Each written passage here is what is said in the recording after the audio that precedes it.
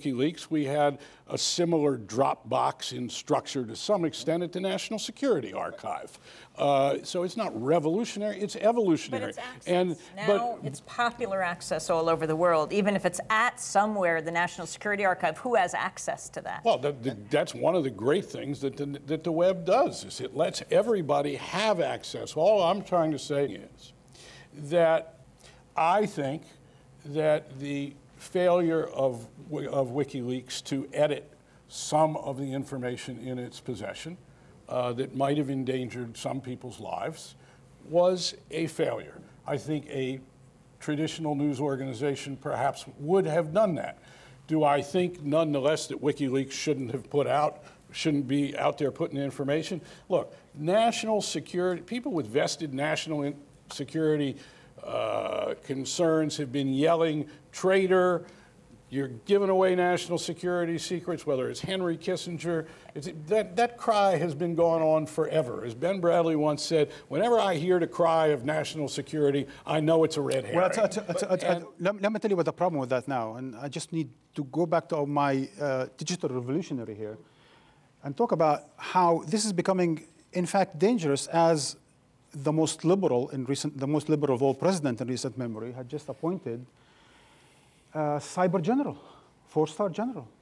So the territory between freedom of expression and cybersecurity and national security now is quite great. The race that we're talking about between secrecy and pressure to disclose has definitely moved into a new territory. And as in fact you were talking about pan-national news organizations, I was thinking this morning about the role of something like Google, which is actually kind of almost at the point where it itself has transcended national borders. In the last 3 weeks, we've seen a change at the head of Google. We understand that one of the reasons that Larry Page, who is now chief executive, perhaps fell out with his previous chief executive was because they disagreed on China and how to approach that. We have seen an executive of Google in prison in Egypt for being an agitator and a dissenter, and I can't think of any example before where an American executive has been put in prison for trying to bring down a dictatorship. I'm sure if you've propped a few up in the past.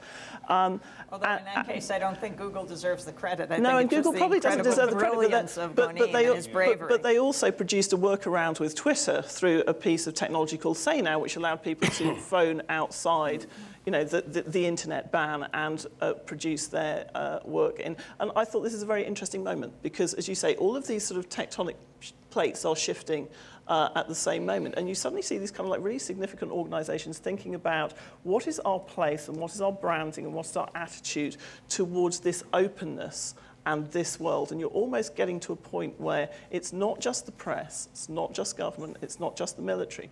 Everybody has to kind of have a view on this because you're all now in the same playground. The question that we think of it in terms of cyber, we think of it as global and universal. But at the end of the day, there's someone sitting on a keyboard somewhere doing something, and hence they are accountable to a law somewhere.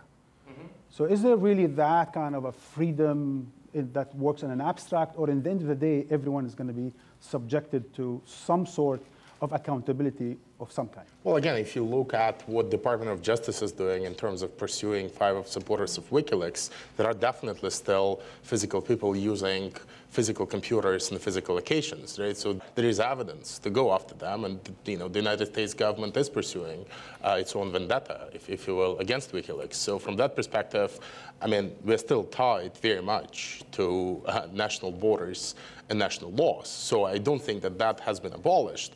On the question of WikiLeaks itself, I think it's very important not to focus too much on technology. Yes, they've built this wonderful capacity to submit documents, and you can do it anonymously. But again, the power to vet the documents and to actually redact the documents still does not reside with WikiLeaks. It resides with their partners. That's why they turn to The Guardian, The New York Times, and others. They don't have the capacity yet. They don't have the kind of analysts that Human Rights Watch has to analyze this data. And this is why I'm so uncertain about their future, because if they really want to be a powerful player, they'll need to stop being this very exciting gig shop, and they need to turn themselves into a boring NGO, right? And I'm not sure that that's something that Julian Assange wants to do at this point, right? So I think this is one area where I think we need to curb our own enthusiasm about WikiLeaks because, again, they are as successful as their partners. So I think it's also worth saying that actually when you listen to the editors of the New York Times and The Guardian talking about this and you read the very detailed accounts that they've rushed out books on,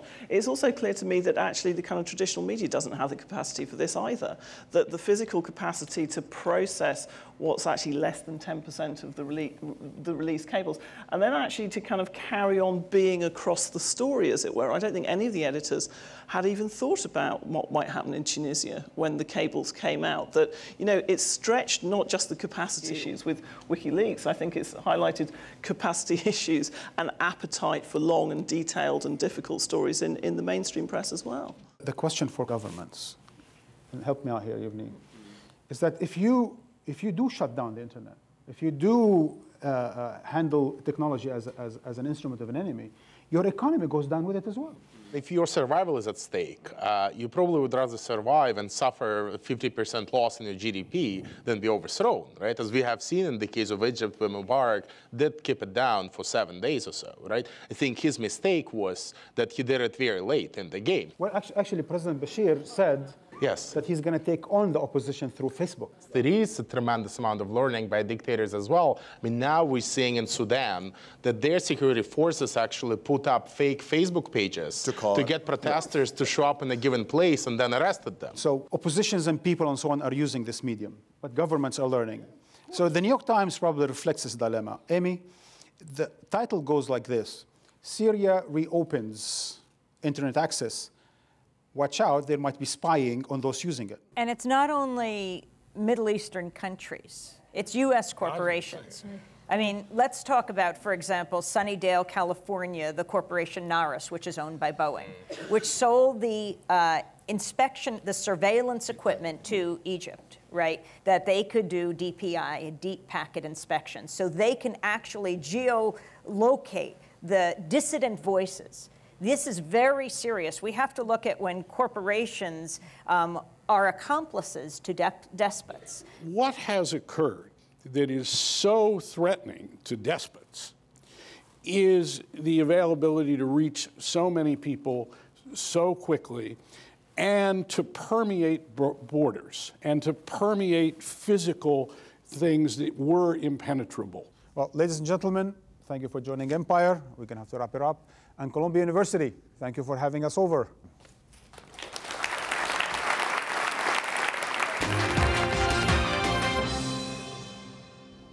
So who's the mystery man standing behind Omar Slimane? Physically stood behind the infamous Vice President of Egypt as he announced his boss's resignation. The mystery has gone viral on the web, where Facebook and Twitter pages were set up especially to uncover the identity of the man behind Slimane. One joked that he's the angel of death. So widespread the speculation that one predicted that the unseated Omar Slimane has changed his name to the one standing in front of the man standing behind Slimane. Finally, the mystery's man's son clarified on Facebook that his father is Lieutenant Hassan Sharif and asked for an apology. A special Facebook page